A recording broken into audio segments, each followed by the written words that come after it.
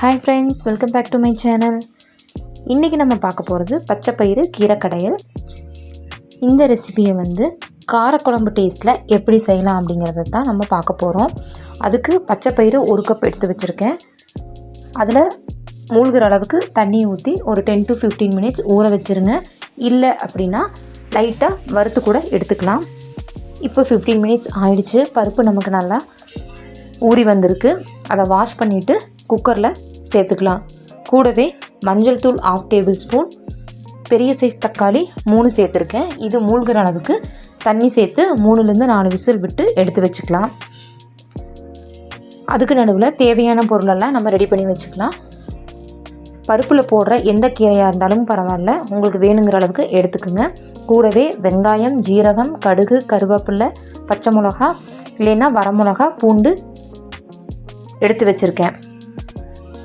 ஒரு சின்ன மிக்ஸி ஜாரில் ஜீரகம், பூண்டை கொரப்பாக அரைச்சி எடுத்து வச்சுக்கோங்க.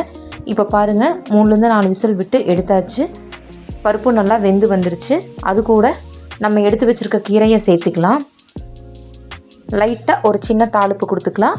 ஒரு பேனில் எண்ணெய் ஊற்றி சூடானதுக்கப்புறம் கடுகு, அரைச்சி வச்ச ஜீரகம், பூண்டு பவுடர், கட் பண்ணி வச்ச ஒரு பெரிய சைஸ் வெங்காயம், காரத்துக்கு தகுந்த மாதிரி மிளகாய் சேர்த்துக்கலாம்.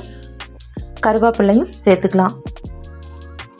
வெங்காயம் நல்லா கலர் மாறுற வரைக்கும் நல்லா வதக்கி எடுத்துக்கலாம்.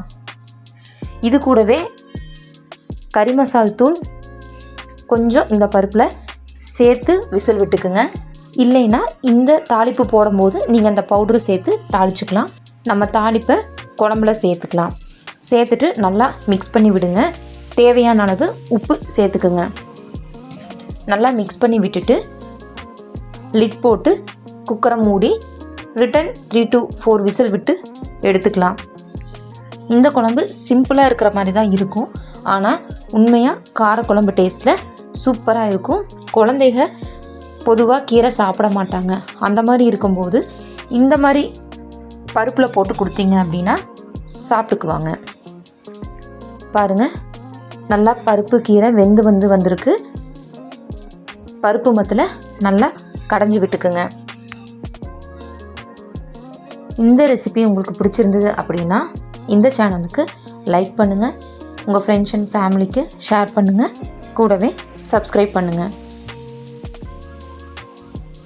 தேங்க்யூ.